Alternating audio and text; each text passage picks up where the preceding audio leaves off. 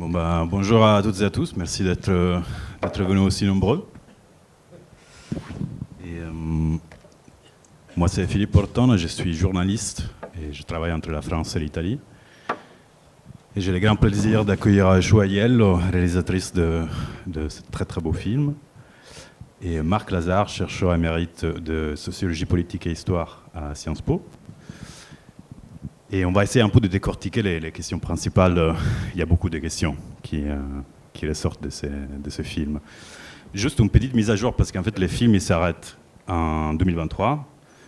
Et depuis, il y a des choses qui se sont passées. Donc il y a eu la cassation, justement, c'est cité dans la fin du film. La Cour de cassation a confirmé en 2025 les jugements en appel concernant Mimmo Lucano, qui du coup reste aujourd'hui le maire de Riace. Qui a été réélu. Qui a été réélu maire de Riace et qui, en 2024, a aussi été élu au Parlement européen, dans le fil d'un parti de la gauche italienne. Et, il y a une chose que j'aimerais bien que tu nous expliques. En fait, c'est pas ton premier film à Riace. Et ça fait très longtemps, en fait, que tu parles de ce qui se passe là-bas. Et je trouve intéressant que le film, il arrive à un moment où le modèle de Riace est déjà bien établi. Mais j'aimerais bien que tu nous expliques déjà comment tu es arrivé à faire ces films, combien de temps tu as passé là-bas aussi, et qu'est-ce que tu as pu voir du modèle de Riace.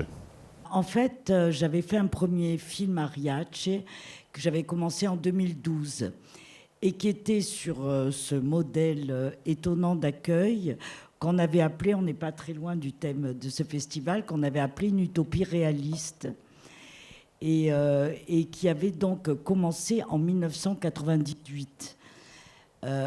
Quand on a entendu parler de cette histoire, bon, moi je suis originaire de Calabre par ma famille, je suis française mais originaire de Calabre, et j'ai toujours été frappée en Calabre par une idée de l'hospitalité là-bas.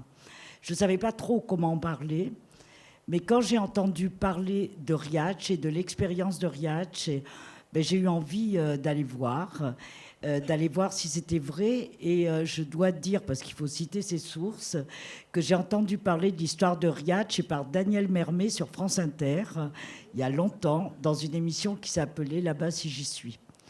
Et donc, en étant moi-même originaire d'un village à 30 km de Riace, je ne savais pas du tout que ça existait. Donc, nous sommes allés voir le village et là, nous avons vu cette expérience qui nous a paru incroyablement intelligente et belle et humaine, qui était de donner à des gens qui arrivaient d'ailleurs des maisons qui avaient été abandonnées par l'émigration des habitants de Riace. Donc, qui était, comme dit une personne dans le film, de donner à des gens sans maison une maison sans personne. Et donc, on a fait un film sur cette expérience, sur les ateliers, sur la réélection de Mimmo à l'époque, pour son deuxième mandat. Un film dans lequel on mettait en parallèle l'expérience de nos familles, puisque ma co-réalisatrice est également d'origine sicilienne, elle. On mettait en parallèle l'expérience de nos familles qui avaient quitté leur terre et l'expérience de cette terre qui accueillait.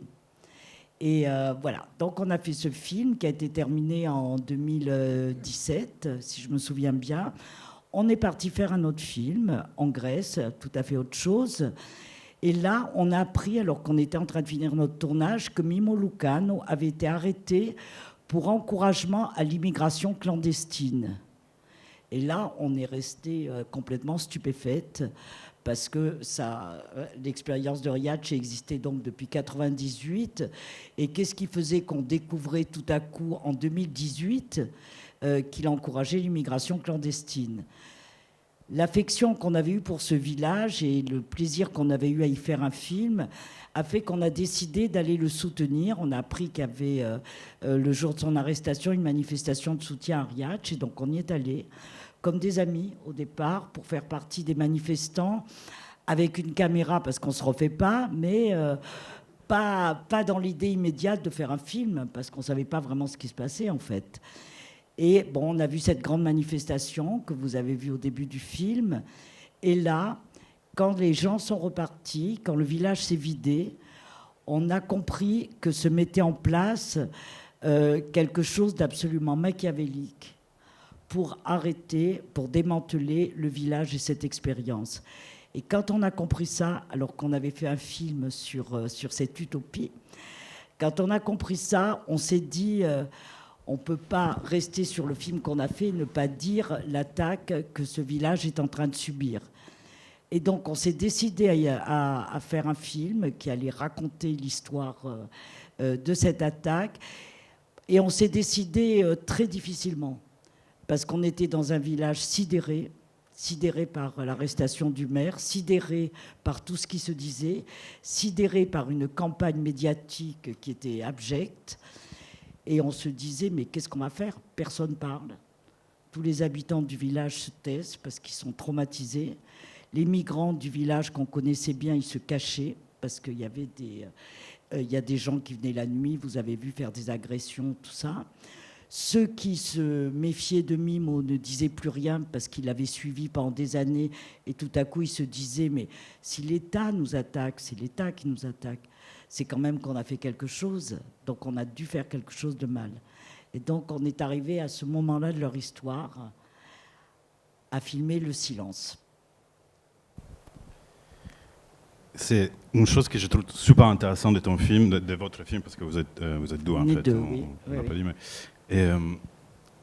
c'est qu'on comprend tout de suite que l'histoire est une histoire qui est suivie d'après une perspective locale, quasiment terre à terre avec les villages de Riace et la proximité avec Mimmo, mais on comprend qu'il y a une importance nationale, voire internationale. Et il y a un débat politique qui se déroule un peu hors champ, avec des morceaux de radio ou des archives télévisuelles qui sont montées sur cette télévision dans ces petits bars de village. Et une autre chose intéressante qui s'est liée à ça, c'est qu'entre 2018, la date du début du documentaire, et 2023, où se termine l'histoire, il y a beaucoup de choses qui se sont passées, et notamment, il y a toute la parabole des Salvini qui au moment où vous commencez à filmer, c'est quasiment son apogée en Italie. Et puis il s'est fait surpasser par Giorgia Meloni qui a fêté depuis peu son 3e anniversaire à la tête du gouvernement italien. Et donc ça, c'est une question pour Marc, peut-être. C'est comment il faut comprendre ces passages qui est montré dans les films de cette situation de 2018, de Salvini jusqu'à Meloni, et comment, selon toi, elle a interprété toutes les fixations que dans les films sont montrées de la part de Salvini quand voilà, Riace, qui est le centre de la gauche, on va faire la bataille pour détruire ces modèles, etc., etc. Comment tu vois cette chose? D'abord, je tiens à dire que j'ai beaucoup aimé ce film, parce que je permets de dire un mot quand même, parce que c'est à la fois... je trouve qu'on ne peut pas dire que c'est un documentaire, c'est un film, je ne sais pas comment le définir, comment tu le définirais, parce qu'il y a cette formidable idée qu'il y a un narrateur. Et donc il y a une mise en intrigue en quelque sorte, et je crois que ça donne une force particulièrement démonstrative et évocatrice de ce film. Un tout petit élément de contexte, comme vous le savez, l'Italie a été longtemps un pays d'émigration, pardon, et est devenu un pays où pour la première fois, c'est à partir de 1974-1975, que l'immigration l'a emporté sur l'émigration. Donc en fait, ça date au moment où l'Italie va amorcer ce qu'on appelle de plus en plus l'hiver démographique italien. Il y a plus de morts que de naissances en Italie. C'est un élément très important parce que c'est le début du film où, par exemple, à Riace, on voit que le village est déserté parce que c'est le vieillissement de la population et puis c'est ceux qui sont partis parce qu'ils ne trouvent pas de travail. Deuxième élément de contexte, c'est qu'à partir de 2011, il y a une arrivée de 2011, donc au moment des printemps des pays arabes, va arriver une masse par la Méditerranée de migrants. Et effectivement, l'Italie est en première ligne. D'où l'origine de multitudes de controverses qui ne sont pas dans le film. Il n'y a aucune raison qu'elles y soient. Mais je me permets de le rappeler parce que c'est important, entre l'Italie et la France. Et ça a été à plusieurs reprises des moments de très grande tension entre les deux pays, puisque l'Italie, et moi je me permets de dire à juste raison, quels que soient les gouvernements, je précise bien, accuse les autres pays et a accusé les autres pays de se laver les mains. Et le pire d'entre eux, c'est nous, puisque, grand pays des droits de l'homme, on dit les Italiens se traitent très mal les migrants, mais nous, on n'en veut pas chez nous. Bon. Et troisième élément de contexte, en 2018, il y a un étrange gouvernement qui s'est mis en place en Italie. Je me permets de rappeler cela, y compris parce que ça évoque un peu la situation politique en France actuellement. En 2018, il y a des élections, il n'y a pas de majorité. Il n'y a pas de majorité. Le premier parti, c'est un mouvement qui s'appelle le Mouvement 5 étoiles.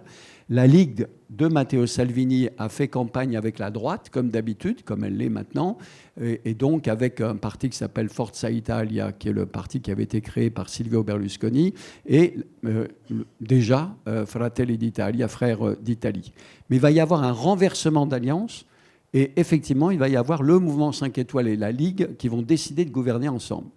Et sur la question des migrants, Matteo Salvini, qui est ministre de l'Intérieur et vice-président du Conseil, va faire des questions de migrants une de ses grandes ressources politiques, avant même Giorgia Meloni. Ou plus exactement, au même moment que Giorgia Meloni, sauf qu'à l'époque, Giorgia Meloni, en 2018, elle a 4% de voix. En 2022, 26%. 4% en 2018, 26% en 2022. Donc c'est une progression spectaculaire. Et donc effectivement, pour le vice-président du Conseil, pour Matteo Salvini, Riace et Lampedusa, l'île sur laquelle les migrants arrivent entre la Tunisie et l'Italie, c'est les deux points de fixation. Et à l'époque, il y a deux maires qui essayent de faire ce qu'ils peuvent, comme ici à Riace, pour accueillir ces migrants, en plus en Calabre, comme tu l'as dit, avec cette tradition, très grande tradition de l'hospitalité calabraise, dont tout le monde connaît l'importance en Italie et hors d'Italie. Et donc, effectivement, Matteo Salvini, il a sa cible, en quelque sorte. Il a véritablement, et d'ailleurs, il le dit dans le film, à un moment donné, quand il vient. Je vais dire juste un mot de commentaire sur ce passage de Matteo Salvini, mais il dit « La gauche avait dit que Lampedusa et Riace, c'était un exemple de campagne. Ben, nous avons gagné les élections dans ces deux villes, dans ces deux petites villes, dans ces petits bourgs. » Et c'est vrai, 2 fois, la droite l'a gagné. Très intéressant le passage de Matteo Salvini sur place. Vous l'avez vu, je fais un peu de commentaires parce que Matteo Salvini, c'est très intéressant pour moi comme analyste politique. C'est l'homme qui a compris l'importance des réseaux sociaux, qui avait créé ce qu'on appelle en italien la bestia, c'est-à-dire un groupe qui en permanence est sur les réseaux sociaux. Et le type de meeting qu'il fait, ce n'est pas des meetings, ça a été très bien étudié par une journaliste dans un livre écrit en français qui s'appelle Anna Bonalume, 1 mois avec Matteo Salvini. Elle a suivi pendant 1 mois Matteo Salvini lors des campagnes en Émilie-Romagne pour les régions, pour la régionale. C'est une région communiste, enfin, une tradition communiste et de gauche, et la Ligue a essayé de s'emparer d'Émilie-Romagne. Et Anna Bonalume a suivi Matteo Salvini, et il fait partout ce qu'il fait. C'est-à-dire qu'il arrive, il fait un discours à peine de 2-3 minutes, et après, il passe son temps à faire des selfies. Et il passe son temps à faire... Mais partout où il fait, c'est ça. C'est-à-dire 2-3 minutes, un discours adapté au contexte local, et 2-3 minutes. Et donc, ça, c'est un élément de sa communication. Je termine une dernière chose. Effectivement, cette question des migrants est une question qui est toujours très à l'agenda politique du gouvernement qui est actuellement dirigé par Giorgia Meloni. Je dis 2 mots là-dessus, c'est trop long déjà? Non, vas-y. Non, j'arrête parce que c'est toi. Moi, je pourrais écouter pendant des heures. Mais... Non, 2 mots juste. Oui, c'est important. C'est des dizaines de milliers de migrants qui arrivent. Hein. Et donc, elle avait employé une expression pendant la campagne électorale, même si ce n'était pas le premier point de sa campagne en 2022, c'est-à-dire on va faire un blocus naval. Elle ne l'a pas réalisé, d'abord pour des tas de raisons administratives ou juridiques, c'était absolument, et même logistique, impossible à faire. Mais c'est vrai qu'elle a réduit le flux de migrants. Comment a-t-elle fait? D'une part, en réduisant l'activité des ONG, en la limitant au strict minimum. Mais attention, c'est les gardes de côte italiens qui font les 2 tiers des sauvetages. Les ONG en faisaient une part, mais les ONG sont donc très limitées. Deuxièmement, en donnant des conditions de plus en plus restrictives pour le traitement des dossiers de ceux qui demandent à obtenir le droit d'asile. Troisièmement, en essayant de déterritorialiser la gestion de ces flux migratoires en ouvrant un centre en Albanie, mais qui pour le moment ne fonctionne pas du tout. Et quatrièmement, et c'est le plus important d'après moi, en ayant établi des accords et signé des accords avec la Libye, avec l'Égypte, avec la Tunisie, pour que ces pays gardent dans des conditions terribles les migrants, de telle façon qu'ils ne ralentissent, en tout cas ralentir au strict minimum l'arrivée des migrants. C'est dans ces conditions-là qu'effectivement, en 2023, le nombre de migrants a continué à augmenter. À partir de 2024, il a baissé de manière très significative. Mais les flux de migrants sont partis vers deux autres pays, la Grèce et l'Espagne. Donc elle a réduit. Les chiffres que j'ai vérifiés il y a une semaine montraient qu'en 2025, de nouveau, il y avait une reprise des migrants malgré sa politique. Mais ça a été son objectif et elle a beaucoup communiqué là-dessus. Mais il y a un autre aspect de sa politique, c'est le traitement de l'immigration légale. C'est-à-dire qu'il y a deux politiques. Immigration illégale, c'est une politique très très ferme. Et immigration légale, qu'est-ce qu'elle a fait ? Elle a pris 2 décrets en 2023 puis en 2025. 450 000 immigrés légalement sont arrivés entre 2023 et 2025. Plus de 500 000 vont être admis entre 2025 et 2028. Et là, elle communique très peu là-dessus parce que c'est une main-d'œuvre dont ont besoin les entreprises. Et donc, c'est une immigration légale avec des pays choisis et avec deux types de migrants, soit des légaux qui ont des contrats à durée indéterminée, soit des saisonniers. Et évidemment, elle communique très peu là-dessus parce que les entreprises, notamment l'organisation patronale, la Confindustria, réclament à corps et à cri ces immigrés. Et je précise une dernière chose, je suis désolé d'avoir été trop long, mais ces immigrés, il n'y a pas de salaire minimum en Italie. Il n'y a pas de salaire minimum en Italie. Et donc, ces immigrés, c'est tout bénef pour le patronat parce qu'ils ont une main-d'œuvre qui est évidemment docile et moins payée que les travailleurs italiens. En Italie, il n'y a pas les droits du sol. Et donc, il y a toute une question qui est liée à la précarité des documents, d'obtenir des papiers. Il y a aussi parfois cette thématique qui ressort dans les films. L'aide, une des choses dont est accusé Mimmo Lucano, c'est aussi d'avoir aidé les gens à avoir des papiers. À un moment, on cite les mariages, il y a toutes ces questions-là. Et c'est une chose qui est très sentie en Italie, en particulier par la deuxième génération, parce que c'est toujours très compliqué, même quand on est né en Italie et qu'on a fait les écoles en Italie, d'obtenir un passeport, la nationalité italienne. Mais j'aimerais bien aussi, Chou, si tu as envie de nous parler aussi du film que tu es en train de faire maintenant, parce que ça parle aussi de... c'est quoi l'attitude de Meloni du point de vue communicationnel, mais aussi opérationnel vis-à-vis des arrivées, des bateaux qui arrivent, des migrants. Si tu as envie de oui, parce qu'on est en train de faire un 3e film là-dessus. Bon, en fait, ce que je dirais, c'est qu'on est très intéressés, Catherine et moi, par les Lumières du Sud. Donc, on va chercher un peu les expériences et les choses belles dans le sud de l'Europe. C'est ce qui nous a attirés en Calabre. Et on est très intéressé par la question de la migration, comme tout le monde d'ailleurs, je pense, parce qu'on trouve que l'Europe, notamment, n'est pas raisonnable par rapport à l'histoire de l'immigration. C'est-à-dire que quoi qu'on dise, quoi qu'on fasse, et quels que soient les mots employés, on n'empêchera certainement pas des gens de fuir la guerre du Soudan, de fuir l'Afghanistan, de fuir les catastrophes climatiques au Bangladesh. On n'empêchera pas. On n'empêchera jamais.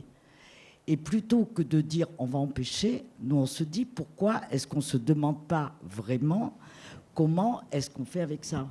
Et comment est-ce qu'on accueille ces gens ? Bon, ça, c'est une petite parenthèse. Et donc, nous, on est intéressés par ça. On se demande comment est-ce que le regard peut être un peu différent. Et donc, on filme une petite ville qui est près de Riace, et qui, elle, est une ville portuaire qui voit arriver depuis les années 2000, et même un peu avant, qui voit arriver des barques de migrants, pas dans les mêmes proportions que Lampedusa, parce que c'est une petite ville et que le port est petit, mais quand même très, très régulièrement. Et ce qui nous a frappé, ça fait longtemps qu'on connaît cette ville, ce qui nous a frappé, c'est que depuis le premier jour, à l'arrivée de chaque barque, les gens de la ville, dans leur entièreté, viennent avec des gâteaux, avec des couvertures, avec des propositions d'aide. Alors là, il s'agit de la première urgence, c'est pas du tout Riace. La ville dont on parle est très bien habitée, il n'y a pas de maison vide, les gens ne s'y installent pas.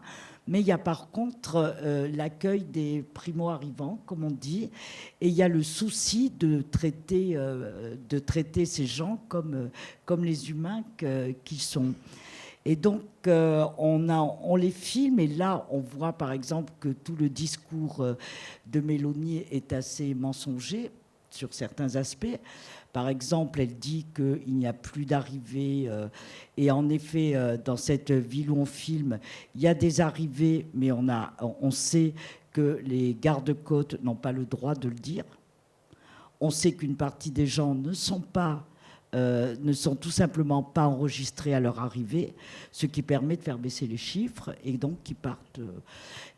Eux, ça les arrange parce que avec les accords de Dublin, comme vous savez, une personne doit faire sa demande d'asile dans le pays où elle arrive.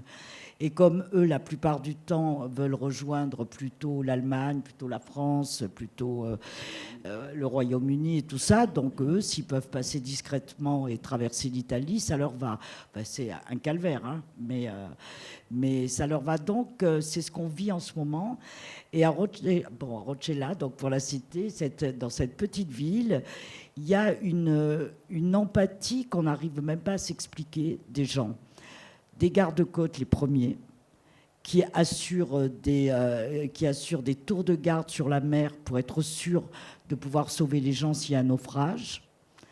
Des habitants de la ville qui se portent tous volontaires. Quand des enfants sont malades, ils les emmènent à l'hôpital. D'autres habitants de la ville aussi, et notamment des policiers, qui font un travail incroyable pour identifier les morts dans ces naufrages. Alors ils peuvent y passer des mois et des mois, mais tant qu'ils n'ont pas identifié quelqu'un, ils vont le chercher.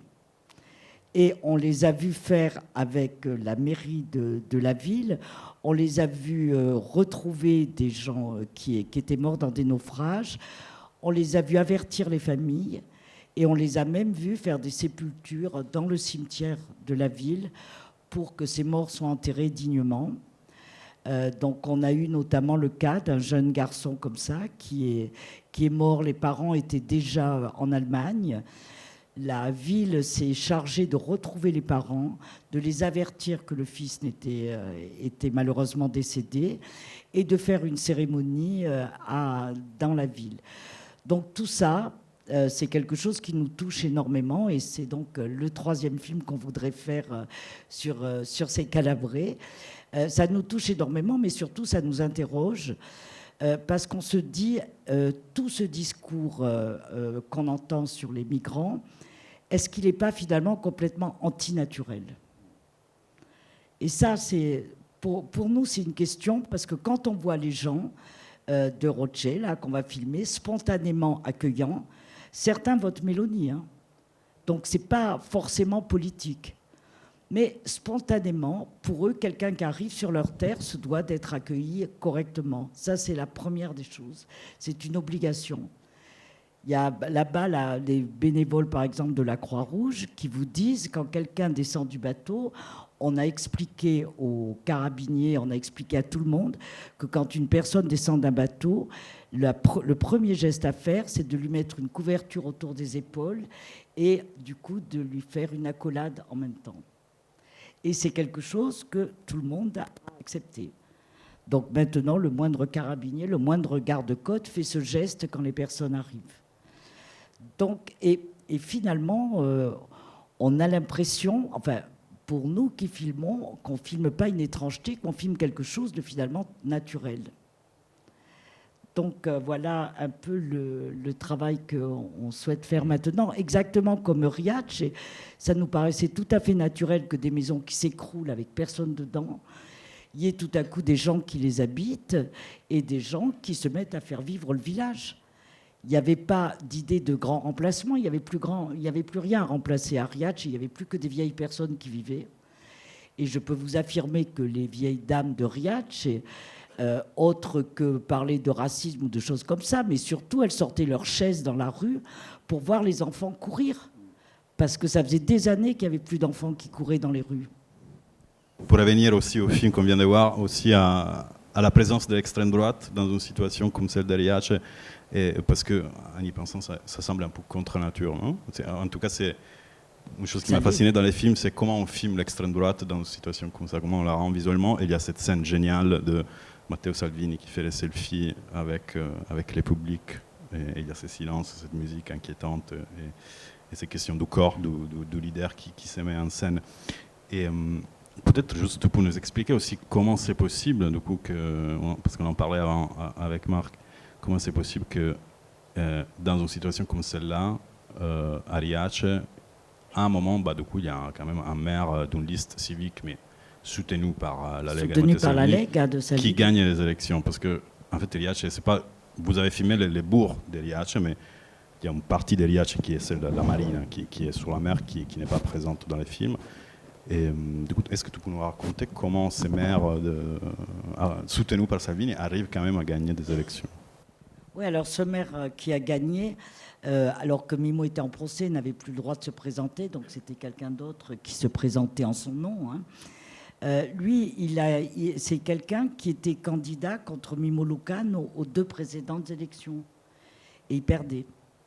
Mais il perdait pas, il perdait avec 45-46%, et puis Mimo faisait la différence. Il y a 2 raisons qui font que ce maire a gagné. C'est que ce procès a été d'une telle violence à Riace. On n'imagine pas. Il y avait 17 inculpés. 17 inculpés, c'est 17 familles. Donc, dans un village de 2000 habitants, ça fait beaucoup. Les gens étaient... je crois que ça, c'est la première explication. Ils étaient tétanisés de honte. Ils avaient l'impression d'avoir fait quelque chose. Et donc, ce maire qui était contre Lucano depuis le début...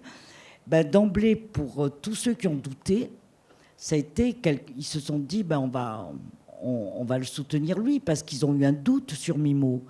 Et ceux qui voulaient quand même continuer à défendre le projet d'accueil tel qu'il était, ils ont eu un doute aussi. Ils ont dit, s'il y a un procès comme ça, il n'y a pas de fumée sans feu, vous savez ce qu'on dit. Donc il y a eu une 2e liste. Et donc ça a été, en fait, au départ, tout simplement mathématique.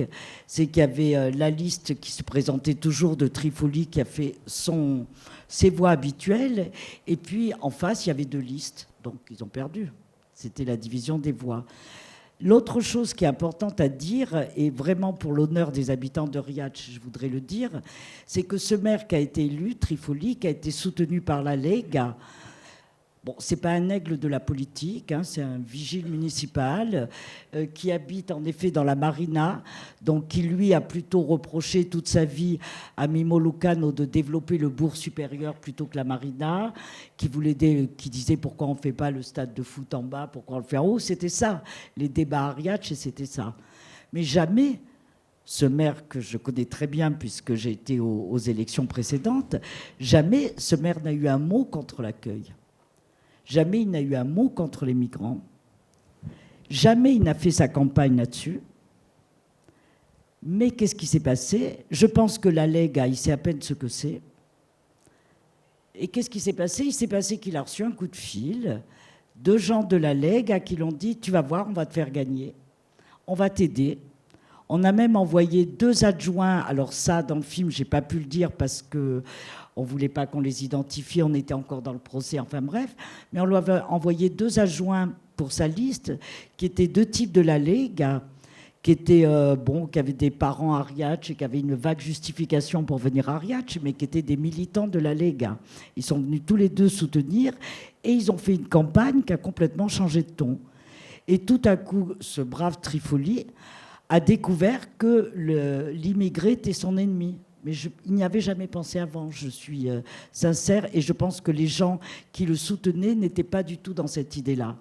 Mais tout à coup arrive Salvini, arrivent ses adjoints, et eux font la campagne là-dessus, en disant « travail aux Italiens, gna gna gna », tout ça.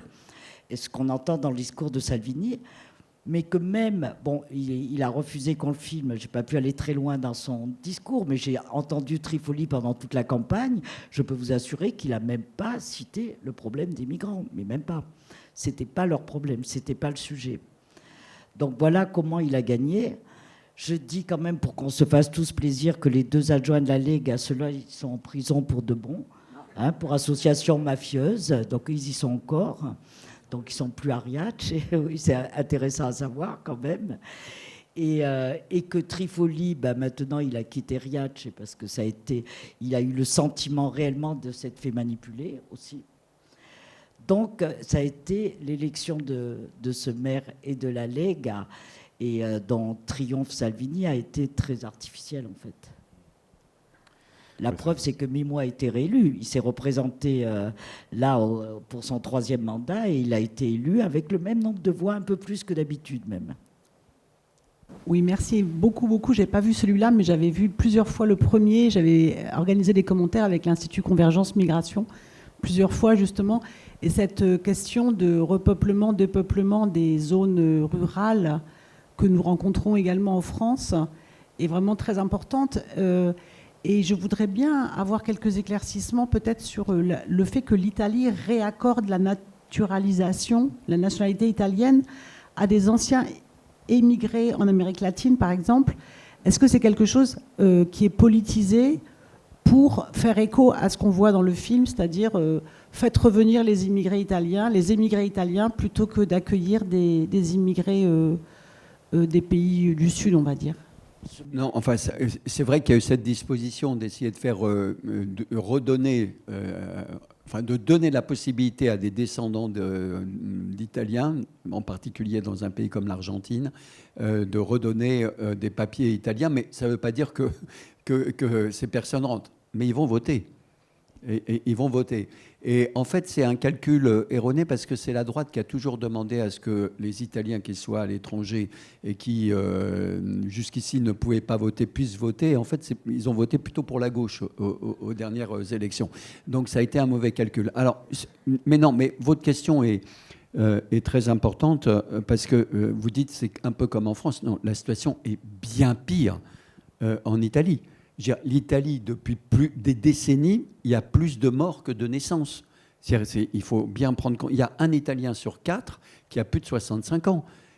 Si vous avez encore l'image, parce que vous avez beaucoup de films, vous avez vu beaucoup de films italiens des années 60 avec la Mamma et la ribambelle de Bambini, c'est fini, hein, ça n'existe plus. Donc c'est un pays qui est devenu une gérontocratie. C'est effrayant. Et en plus, on en parlait, car on a préparé ce débat, on en parlait ensemble. Il y a un flux migratoire des jeunes de nouveau du sud de l'Italie. Vous savez que dans les années 50, il y a des millions d'immigrés du Sud qui sont partis dans le nord de l'Italie et hors d'Italie. Et de nouveau, il y a ce mouvement de flux migratoire, notamment des jeunes, et notamment des jeunes diplômés du Sud vers le nord et hors d'Italie. Et maintenant, de jeunes Italiens. Chaque année, on a calculé que depuis quelques années, c'est près de 150 à 180 000 Italiens qui sont partis d'Italie parce qu'ils ne trouvent pas de travail.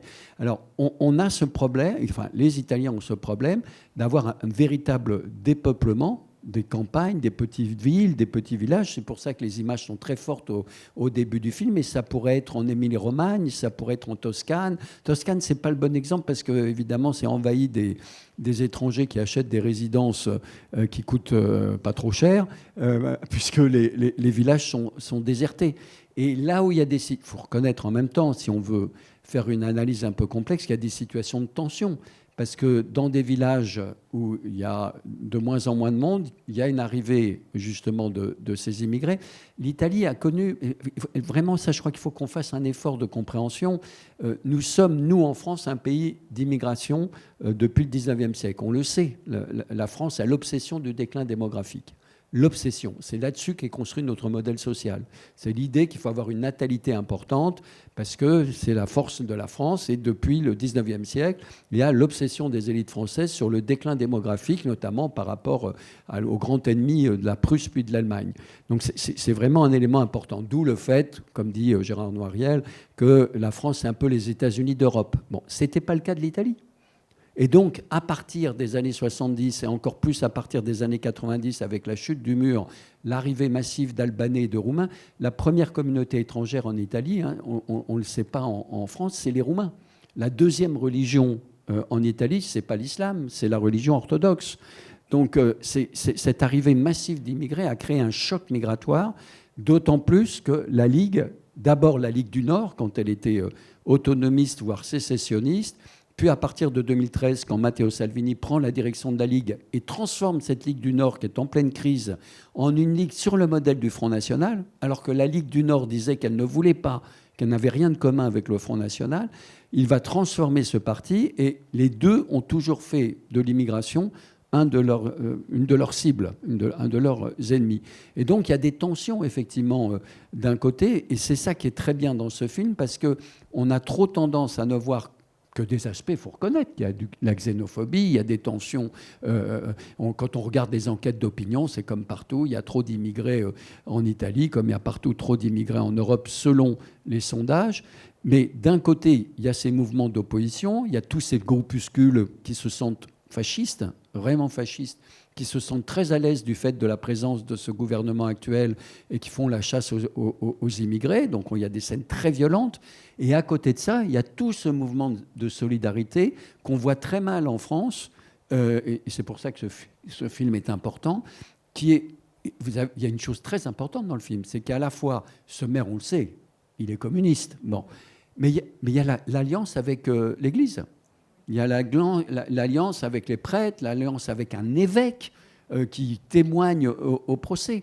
Et en Italie, il y a une association qui est très puissante, qui s'appelle Caritas, et qui fait un énorme travail d'accueil, de solidarité. Et l'Église, le message de l'Église en direction des Italiens, c'est « N'oubliez pas comment vous avez été traités quand vous êtes partis à l'étranger ». C'est le message constant de l'Église. Hein, n'oubliez pas comment vos parents, vos grands-parents, vos arrière-grands-parents, rappelez-vous ce qui s'est passé. Donc ils essayent de passer ce message. Et moi, je pense quand même que la culture, je ne sais pas ce que tu en penses, mais la culture catholique, bien qu'elle soit en déclin, laisse des traces en Italie. Alors, on a insisté, surtout toi, parce que tu es d'origine de cette région que moi je ne connais pas du tout, la Calabre, mais je sais qu'il y a cette tradition d'hospitalité, mais c'est redoublé aussi de la solidarité chrétienne. Je crois que c'est un élément important, on le voit bien dans ton film, me semble-t-il.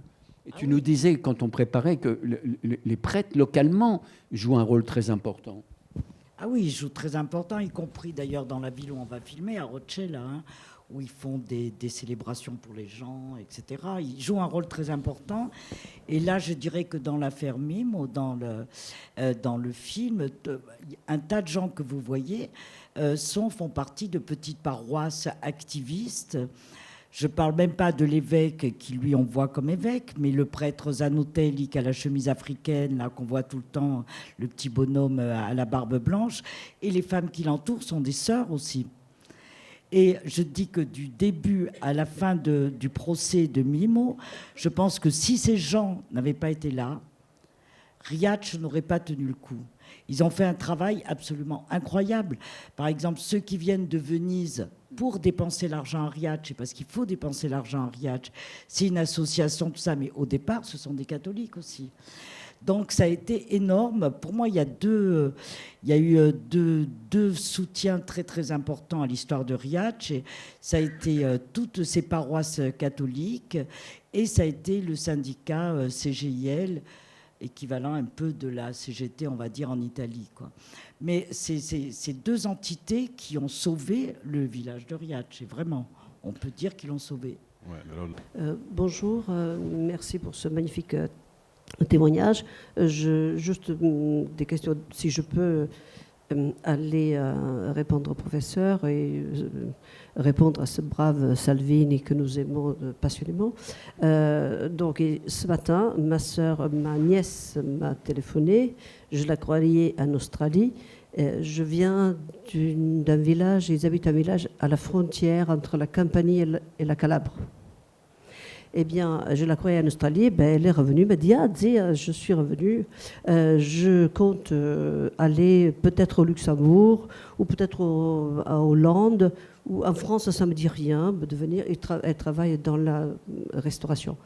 Et elle m'a parlé de son cousin, donc toujours du même village, Antonio, qui, lui, a gagné le concours pour être postier à Milan. Il gagne 1100 € par mois en travaillant italien. Il travaille, pardon 1100 € par mois parce qu'il fait un travail de nuit. Donc il est fonctionnaire d'État, si on peut dire. Donc maintenant, il est effectif, mais on lui paye plus comment s'appelle le salaire, parce que il n'y a plus de place, même s'il est effectif, et donc il doit rentrer chez lui, chez sa maman. D'accord ? Ça, c'est la situation des jeunes en Italie pour répondre à Salvini qui veut donner du travail, on ne sait pas comment d'ailleurs, à tout le monde. Bien, donc ça, c'est un témoignage de ce matin. L'autre témoignage, si je peux, moi je suis traductrice assermentée auprès de la Cour et je fais des traductions pour des gens, pour des Italiens ou des Français qui en ont besoin, en langue italienne. Et donc, 90% ou même plus des gens qui me demandent des documents à traduire en français sont des Italiens, donc qui ont les cartes d'identité, qui ont des documents français, mais qui sont issus à 80% de ces 90-95% du Maroc. Ce sont des Marocains. Ce sont des émigrés donc, qui ont gagné l'Italie il y a 20 ans, qui ont la nationalité italienne. Les enfants, ils parlent italien, ils ne parlent pas français. Donc je les adresse vers des... Et ça m'a toujours très très peu, 1 ou 2 Algériens en 2-3 ans, Tunisiens pratiquement rien, mais tous Marocains. Et ce sont des gens et qui viennent chez moi et pleurent l'Italie parce qu'ils ont perdu le travail en Italie. Ils n'ont plus de travail et ils travaillaient, la plupart, tous pratiquement, au nord de l'Italie. Donc voilà, ça c'est pour vous dire la situation des Italiens. Ils s'y sentent italiens. Et ils pleurent, vraiment, hein, ils pleurent, ils regrettent. Voilà. Les Marocains constituent la 3e communauté étrangère en Italie. Il y a 5 millions d'immigrés légaux en Italie maintenant. 5 millions. Vous avez dit, Mélanie, elle ne parle pas, il y a quand même plein de gens qui viennent pour travailler. Je voulais vous parler de la mafia. Moi, j'avais entendu à un moment dans le sud de l'Italie où quand même il y a des groupements mafieux qui faisaient travailler des gens sans papier d'une façon assez terrifiante. Enfin, pas qu'en Italie. Mais à quel point cette main-d'œuvre-là, elle existe ou pas, et que justement, bien qu'elle n'en parle pas, Mélanie le couvre ça, puisque ça lui convient peut-être dans la gestion de son pays. Est-ce qu'il y a des échos là-dessus ? Je suis claire ou pas ? J'ai pas entendu la fin de la question, pardon. C'est-à-dire, est-ce que ça existe, cette importante main-d'œuvre qui serait gérée par la mafia avec Bien sûr. Et est-ce que, vous disiez, elle ne parle pas trop, Mélanie, de gens qui viennent travailler ou d'immigration de travail, parce qu'on en a quand même besoin, vous disiez tout à l'heure, parce qu'il y a beaucoup de gens âgés. Est-ce qu'elle ne couvre pas ça ? Parce que ça l'arrange aussi dans son système, elle n'en parle pas de ça. Merci. Oui, vous avez raison. Moi, je vous dirais simplement ce que je sais juste pour le sud de l'Italie. Mais le sud de l'Italie, c'est pendant des années, les grandes familles ont fait venir des travailleurs pour aller ramasser leurs oranges, etc., dans les grandes propriétés. Certains de ces grandes familles étaient même des passeurs. Hein. Ils allaient les chercher. Ils les faisaient travailler dans des conditions quasiment proches de l'esclavage, on peut dire aussi, en confisquant les papiers et tout ça et tout ça.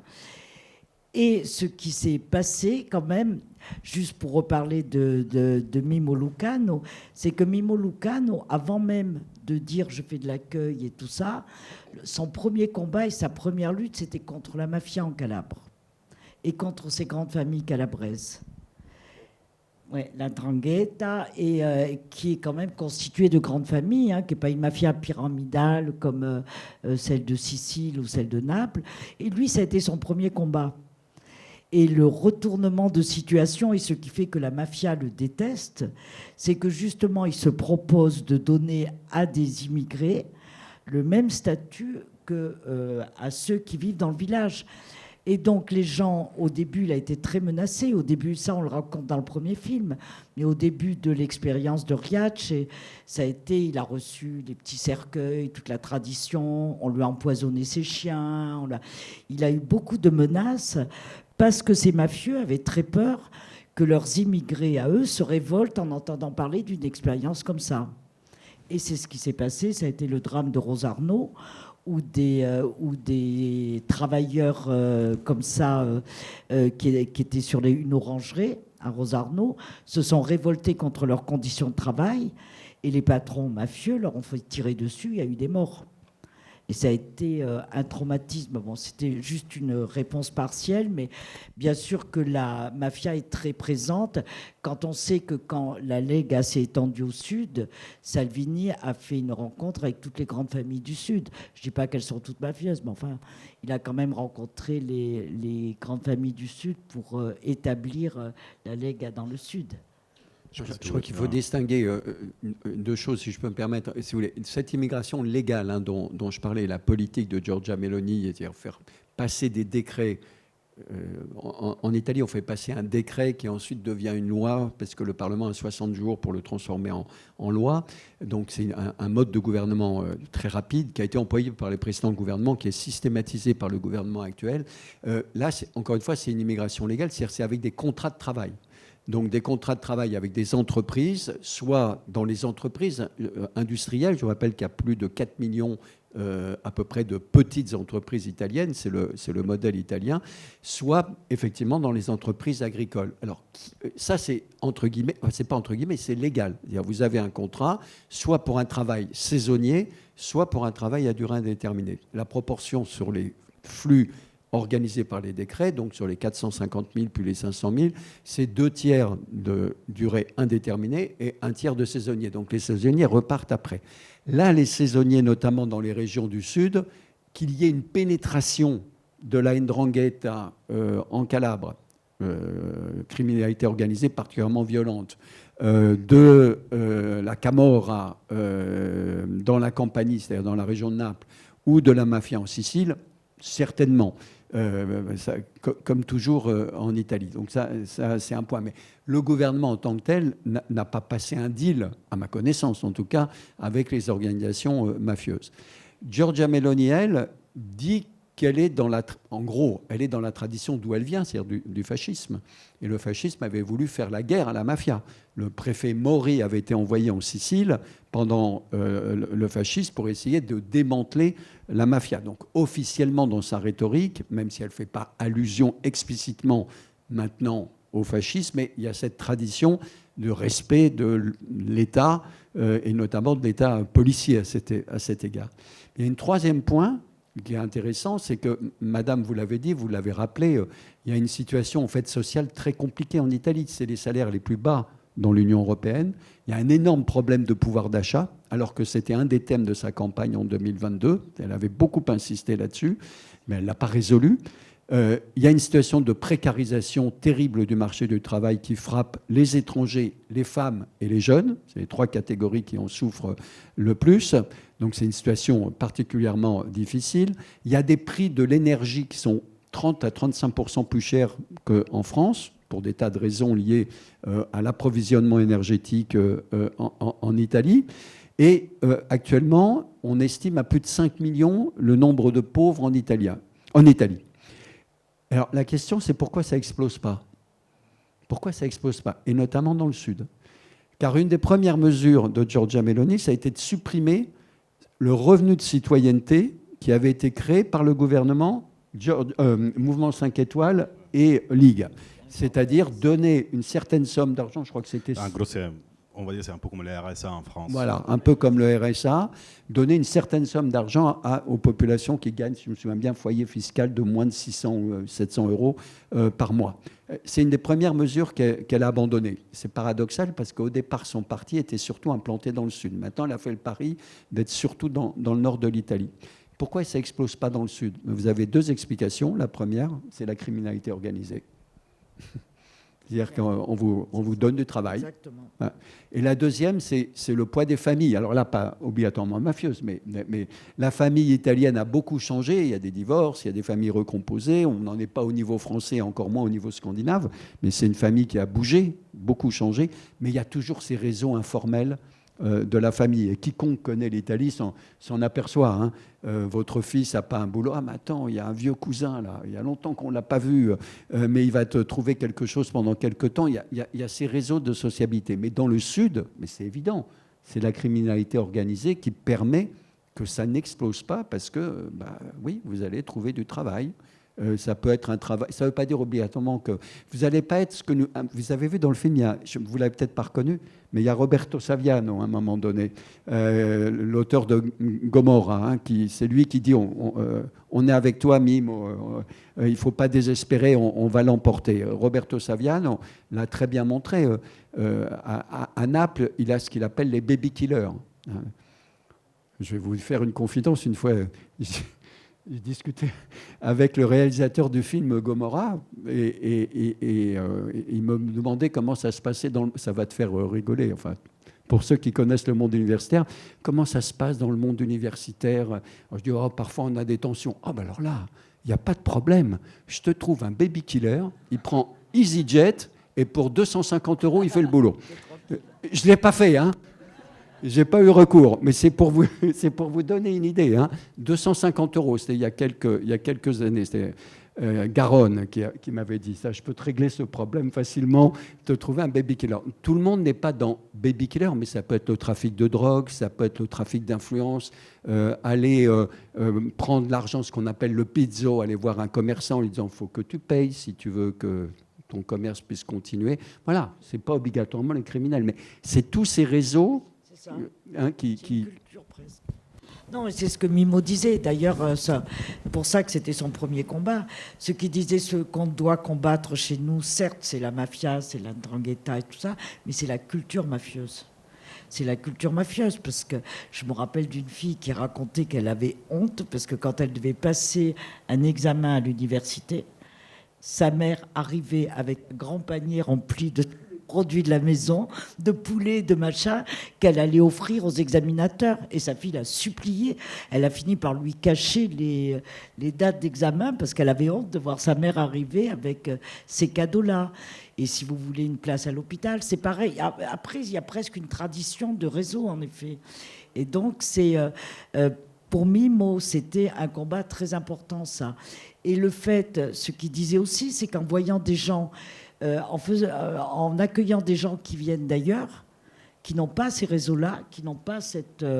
et c'est ce qui s'est passé à Palerme aussi, avec le maire de Palerme, ils seront plus libres aussi que nous le sommes nous. C'est-à-dire qu'ils vont nous apprendre aussi à nous libérer de cette culture qui est la nôtre, en fait, de cette partie-là de culture qui est la nôtre qu'on n'aime pas. Si je peux me permettre, juste avant la question, il y a une question aussi des modèles. On parle beaucoup d'accueil, d'accoglienza dans les films. L'accoglienza, ça désigne tous les systèmes d'accueil des personnes migrantes en Italie. Et dans ces systèmes d'accueil, il y a deux modèles en fait qui s'affrontent. Et il y a un modèle qui est celui de, on va dire, équivalent au CADA en France, donc des grands centres, des grosses infrastructures où accueillir des milliers de personnes dans l'urgence et souvent dans des situations tout à fait dégueulasses. Et c'est justement dans ces structures que les crimes organisés, il y a eu beaucoup d'investigations, il y a eu beaucoup de procès là-dessus. Le crime organisé est clairement présent dans la gestion de ces structures.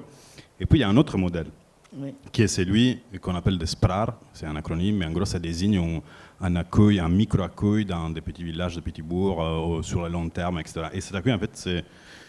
c'est un modèle qui a été inventé à l'initiative de Riace, pas à l'initiative, pardon, mais avec l'exemple de Riace et Mimo, mais comme d'autres étaient à l'initiative. C'est un modèle qui est très simple et qui sont d'ailleurs en train d'essayer de porter en Europe avec son groupe de parlementaires, qui est de dire un village qui a été vidé d'une grande partie de ses habitants, comme c'est le cas en France, comme c'est le cas dans beaucoup d'endroits. Ce village s'y présente un projet qui à la fois permet d'intégrer des étrangers, mais de faire un développement économique du village.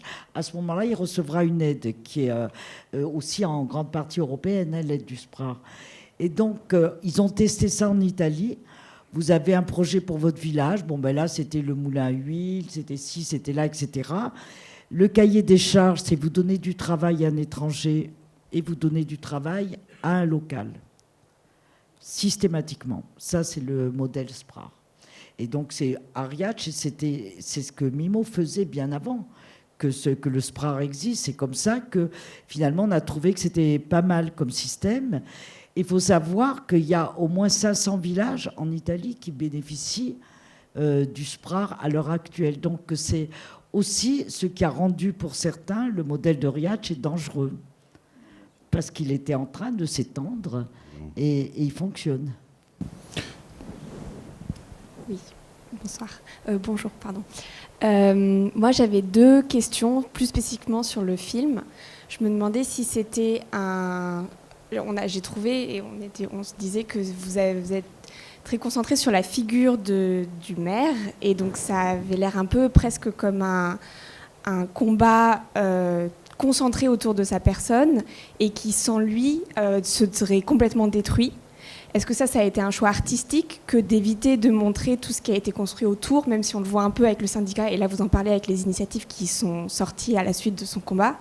Mais du coup, est-ce que c'est vrai qu'on a l'impression que tout repose sur ses épaules et que si lui se fait gerter, tout tombe à l'eau? Et si, à la suite de maintenant ce combat, est-ce que quelque chose a été mis en place pour éviter que ça se recrée et que du coup tout ne repose pas sur lui, qu'il y ait d'autres... Enfin, que ce soit vraiment un combat, une résistance collective? Non, moi j'adore cette question que vous posez parce que c'est vraiment celle qu'on se pose. Et c'est alors il y a 2 raisons sur le fait qu'on n'était que autour de Mimmo Lucano. Il y a bien sûr qu'il était l'objet de la vindicte. Il était l'objet de la vindicte de Salvini. C'est lui qui était désigné. C'était pas le village, c'était Lucano tout le temps. Donc ça, c'est une réalité. L'autre réalité, c'est par défaut. C'est parce que, en fait, tous les gens qui ont été condamnés avec Mimmo Lucano, qui étaient les gens qui travaillaient dans l'association Città Futura, qui était donc l'association qui travaillait à l'accueil et tout ça, ces gens-là ont tous été condamnés. Et comme je vous disais tout à l'heure, ils ont été tétanisés. Donc personne ne voulait être filmé, même être montré. Il y en a certains qu'on connaît très bien, qui nous ont parlé hors champ, hein, qui sont des amis. Moi, je connais par exemple Cosimina, qui était une des secrétaires de Città Futura, qui a été condamnée à 8 ans de prison en première instance, alors que c'était une fille, genre la vieille fille du village qui va au Vêpres l'après-midi, qui va à la chorale, qui tout ça. 8 ans de prison. Et cette fille, elle a passé 4 ans de sa vie enfermée chez elle. Elle ne voulait même plus sortir dans la rue. Et le problème qu'on a eu avec tous les autres inculpés, c'est celui-là. Il ne voulait absolument pas être identifié, absolument pas être montré. Mimmo était finalement le seul personnage public qui acceptait qu'on le montre.